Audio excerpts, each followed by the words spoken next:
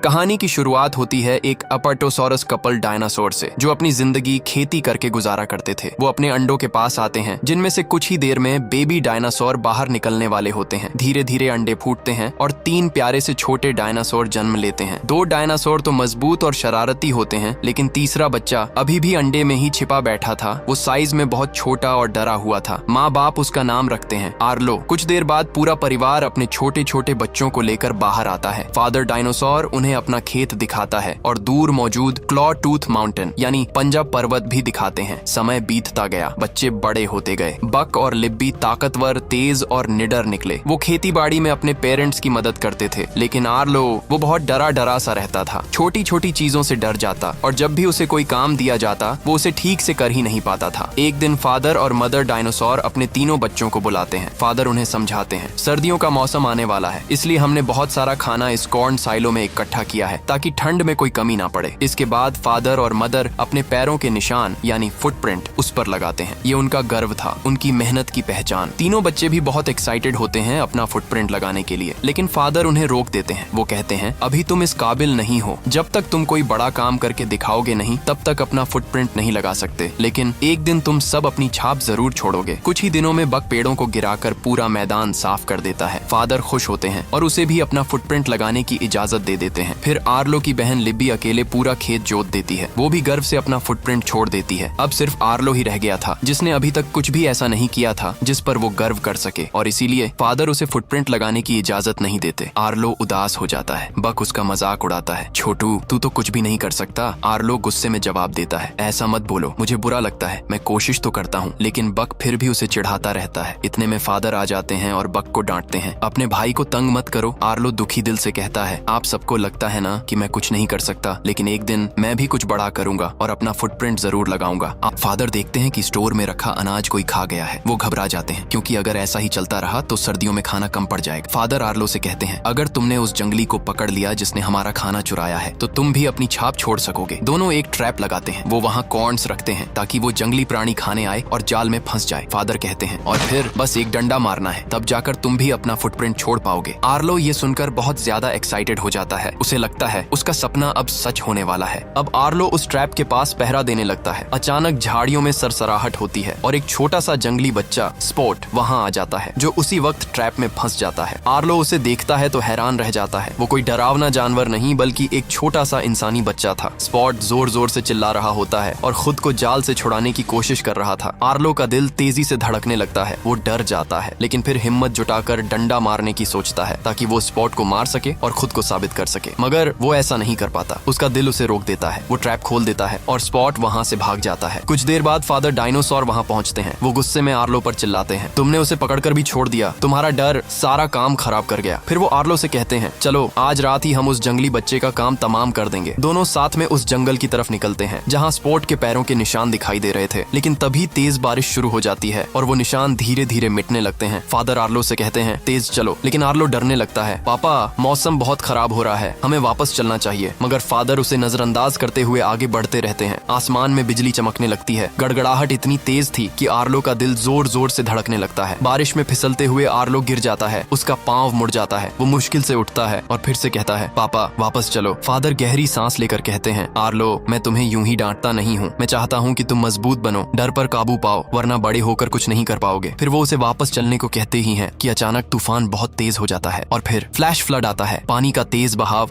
हर चीज को अपने साथ बहा ले जा रहा होता है। फादर आर्लो से चिल्लाकर कहते हैं, बेटा ऊपर चढ़ो जल्दी। वो अपनी गर्दन से आर्लो को ऊपर उछाल देते हैं। आर्लो किसी तरह सुरक्षित ऊंचाई पर पहुंच जाता है, लेकिन फादर खुद को बचा नहीं पाते। पानी का तेज बहाव उन्हें बहा ले जाता है। कुछ समय बाद आर्लो टूटे दिल के साथ घर लौटता है। अब जिम्मेदारी और काम दोनों बढ़ चुके थे, क्योंकि पिता अब नहीं रहे थे। आर्लो सबके साथ खेत में मेहनत करता है, लेकिन अंदर से वो बेहद उदास होता है। एक दिन जब वो स्टोर में कॉर्न रखने जाता है तो देखता है वही जंगली बच्चा स्पॉट फिर वहाँ आ गया है। आर्लो का गुस्सा फूट पड़ता है, क्योंकि उसे लगता है स्पॉट की वजह से ही उसके पिता मरे हैं। वो स्पॉट को पकड़ने के लिए उसके पीछे भागता है और आखिर में उसे पकड़ भी लेता है, लेकिन उसी दौरान आर्लो फिसलकर नदी में गिर जाता है। तेज वेव उसे बहा ले जाती है। वो एक चट्टान से टकराकर बेहोश हो जाता है। जब आर्लो को होश आता है तो वो खुद को नदी किनारे अकेला पाता है। चारों ओर अजनबी इलाका, घना जंगल, और वो पूरी तरह खो चुका था। अचानक उसकी नजर स्पॉट पर पड़ती है, जो दूर खड़ा उसे देख रहा था। आर्लो नदी को देखता है और उसे अपने पिता की वो बात याद आती है, अगर कभी रास्ता भटक जाओ तो नदी को फॉलो करना, ये तुम्हें घर तक जरूर ले जाएगा। जाएगी। अब आर्लो नदी के किनारे किनारे चलने लगता है। लंबा सफर तय करने के बाद भूख से उसका बुरा हाल हो जाता है। उसी वक्त उसे ऊपर पेड़ पर जामुन जैसा एक फल नजर आता है। वो एक पत्थर पर पैर रखकर उसे तोड़ने की कोशिश करता है, लेकिन पत्थर फिसल जाता है और उसका पैर उसमें फंस जाता है। वो बहुत कोशिश करता है लेकिन पैर निकल नहीं पाता। सारा दिन गुजर जाता है, फिर रात हो जाती है। थका हुआ आर्लो वहीं सो जाता है। सुबह जब उसकी आंख खुलती है तो उसे एहसास होता है उसका पैर आजाद हो चुका है। वो नीचे देखता है, मिट्टी में छोटे छोटे पैरों के निशान हैं। आर्लो समझ जाता है ये स्पॉट के निशान हैं, यानी स्पॉट ने ही उसका पैर छुड़ाया था। पहली बार आर्लो को एहसास होता है जिस बच्चे को वो दुश्मन समझ रहा था वही उसकी मदद कर रहा था।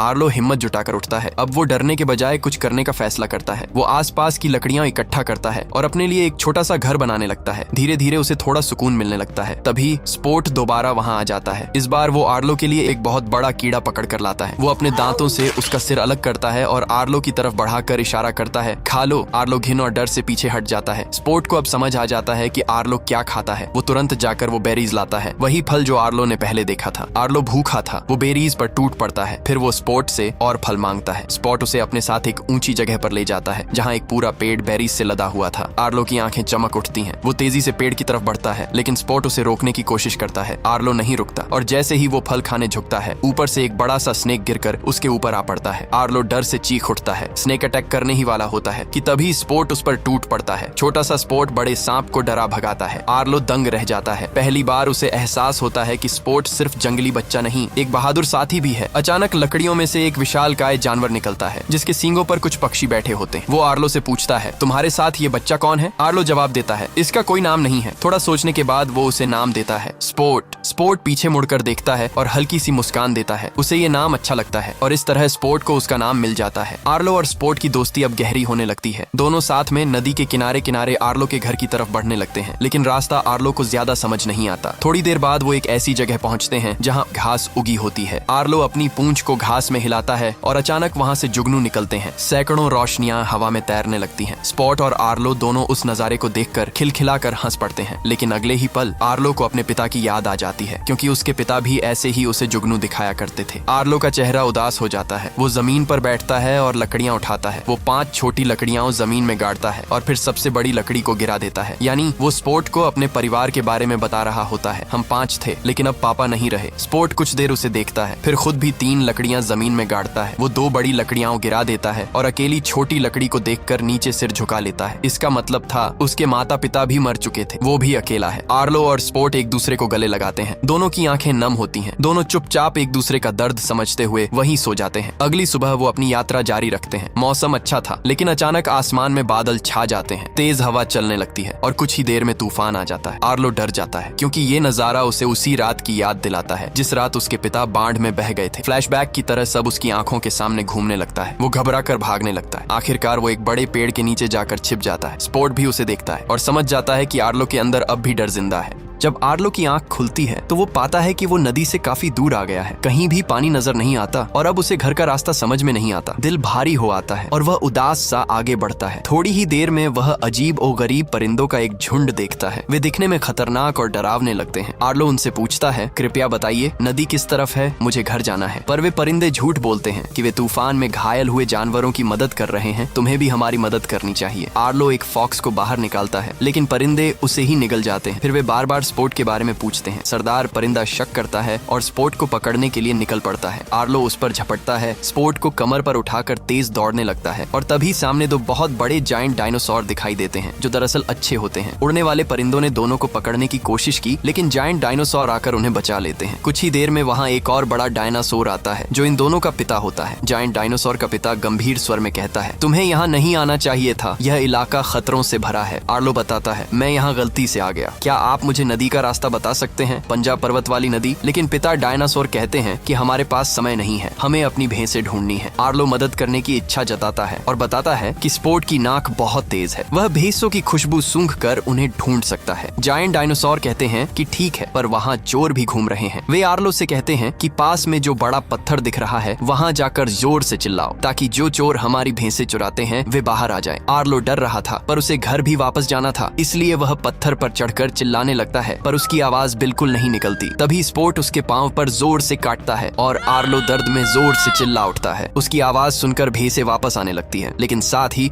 कुछ खौफनाक डायनासोर भी सामने आ खड़े होते हैं। वे असल में भेस लुटेरे थे। वो हमला करने लगते हैं। तभी वे जायंट डायनासोर भी आ जाते हैं। लड़ते लड़ते एक भयंकर लड़ाई होती है। एक भेस लुटेरा जायंट डायनासोर को गिरा देता है। आर्लो बिना सोचे समझे उन पर टूट पड़ता है और फाइनली चोर डरकर भाग जाते हैं। रात होते ही वे आग के चारों ओर बैठे होते हैं। आर्लो उन जायंट डायनासोर से पूछता है, आपके मुंह और पैरों पर ये निशान कैसे पड़े? जायंट डायनासोर का पिता बताता है, एक बार मगरमच्छों ने हम पर हमला किया था। मेरे मुंह को भी चोट लगी पर मैंने हार नहीं मानी और लड़कर सबको हरा दिया। आर्लो कहता है, मेरे पिता भी बहुत ताकतवर थे, वे किसी से नहीं डरते थे। जायंट डायनासोर मुस्कुराते हुए कहते हैं, डर तो सभी को लगता है, डर तो नेचर का हिस्सा है। असल बात यह है कि तुम उसे कैसे संभालते हो। डर को अपने साथ रखो पर उसे तुम पर हावी मत होने दो। जब तुम सीख जाओगे कि दर्द और खतरे का सामना कैसे करना है, तुम खुद ब खुद मजबूत बन जाओगे। और फिर वे कहते हैं, सुबह हम दक्षिण की ओर निकलेंगे और तुम्हें तुम्हारे घर तक पहुंचा देंगे। अब आर्लो बहुत खुश है। वो और उसके दोस्त जायंट डायनासोर प्रॉमिस के मुताबिक साउथ की तरफ निकल पड़ते हैं। रास्ते में दूर क्षितिज पर वही क्लॉ टूथ माउंटेन नजर आता है। वो पहाड़ जिसके पास बहती नदी उसे सीधा उसके घर तक ले जाएगी। आर्लो की आंखों में चमक आ जाती है। उसका घर अब बहुत करीब था। जायंट डायनासोर मुस्कुराकर कहते हैं, लो बच्चों, हमने तुम्हें यहाँ तक पहुँचा दिया। इसके आगे तुम्हें खुद जाना होगा। हम अब साउथ की तरफ बढ़ते हैं। तुम्हारी यात्रा सलामत रहे। फिर स्पोर्ट को अपनी कमर पर बिठाकर क्लॉ टूथ माउंटेन की तरफ भागता है। वो और स्पोर्ट जोर जोर से चिल्लाने लगते हैं, लेकिन तभी सामने से एक अजीब सी आवाज आती है, बिल्कुल वैसी ही जैसी स्पोर्ट निकाला करता था। आर्लो और स्पोर्ट सामने देखते हैं। वहाँ एक जंगली इंसान खड़ा होता है। स्पोर्ट ध्यान से उसे देखने लगता है। आर्लो स्पोर्ट को अपनी पीठ पर बिठाकर आगे बढ़ जाता है, लेकिन अचानक वही आदमखोर परिंदे फिर से आ जाते हैं। वो स्पोर्ट को पकड़कर अपने साथ ले उड़ते हैं। आर्लो उसे छुड़ाने की बहुत कोशिश करता है पर वो बेलों में फंस जाता है। थका टूटा और हताश आर्लो जमीन पर गिरा हुआ होता है। अचानक वो अपने फादर को अपने सामने खड़ा देखता है। फादर उसे बेलों से आजाद करते हैं। आर्लो उनकी तरफ देखता है। पापा, आप वापस आ गए, आप यहीं थे। लेकिन तभी आर्लो नोटिस करता है मिट्टी पर उसके कदमों के निशान तो हैं, पर पापा के नहीं। उसे एहसास होता है ये तो उसकी इमेजिनेशन थी। फादर की आवाज उसके जहन में गूंजती है, स्पोर्ट ने तुम्हारी जान बचाई थी, अब तेरी बारी है, उसे तुम्हारी जरूरत है। आर्लो की आंख खुलती है। वो बेलें तोड़ता है और परिंदों के पीछे भाग पड़ता है। वो जोर जोर से स्पोर्ट को पुकारता है। अंधेरे में स्पोर्ट की हल्की सी आवाज आती है। वो लकड़ी में छिपा होता है और परिंदे उस पर झपट रहे होते हैं। आर्लो जोर से दहाड़ता है। स्पोर्ट भी हिम्मत दिखाता है। एक परिंदे का पंख काट देता है। आर्लो एक लकड़ी उठाकर हमला करता है, परिंदे को गिरा देता है। लेकिन तभी आसमान में बादल गरजते हैं और फ्लड आ जाता है। तेज बहाव में पेड़, पत्थर, लकड़ियां सब बहते हुए आ रहे थे। आर्लो कुछ नहीं सोचता, वो नदी में कूद जाता है। वो स्पोर्ट को पकड़ लेता है और बड़ी मुश्किल से किनारे पर लेकर आता है। स्पोर्ट घायल है और आर्लो भी बुरी तरह चोटिल हो चुका था, लेकिन दोनों जिंदा हैं। अब वो वापस आगे बढ़ने लगते हैं। अब रास्ते में वही जंगली इंसान दोबारा नजर आता है। इस बार आर्लो उसे रोकता नहीं। वो स्पोर्ट को अपनी पूंछ से नीचे उतारता है। स्पोर्ट हिचकिचाते हुए उस आदमी के पास भागता है और देखता है वो उसका फादर है। उसकी मदर और भाई बहन भी वहाँ खड़े होते हैं। स्पॉट का फादर उसे गोद में उठा लेता है और उसे कसकर गले लगाता है। स्पॉट की आंखों में चमक और आर्लो की आंखों में नमी आ जाती है। स्पॉट मुड़कर आर्लो को देखता है। वो उसके पास आता है और उसकी पीठ पर चढ़ जाता है, मानो कह रहा हो, मैं तुम्हें छोड़ना नहीं चाहता। आर्लो उसे धीरे से कहता है, नहीं स्पॉट, तुम्हारी जगह यहाँ है, तुम्हारे अपने लोगों के पास। तुम भी प्यार और केयर डिजर्व करते हो। दोनों एक दूसरे को उदासी भरी नजरों से देखते हैं। स्पॉट धीरे धीरे अपनी फैमिली की ओर लौट जाता है। आर्लो अब अकेला है, लेकिन पहले से कहीं मजबूत। वो घर की तरफ बढ़ता है और कुछ देर में उसे दूर से अपना घर दिखाई देता है। उसकी आंखों से आंसू बहने लगते हैं, पर इस बार ये आंसू कमजोरी के नहीं, खुशी के थे। उसकी मदर, बक और लिबी भागते हुए उसके पास आते हैं और पूरा परिवार एक जायंट हग करता है। और अब वो आखिरकार कॉर्न साइलो पर अपना फुटप्रिंट लगा देता है। आर्लो और स्पोर्ट की ये कहानी हमें सिखाती है कि दोस्ती और हिम्मत हमें हर तूफान पार करा सकती है। अगर ये कहानी आपके दिल को छू गई हो तो चैनल को सब्सक्राइब करें।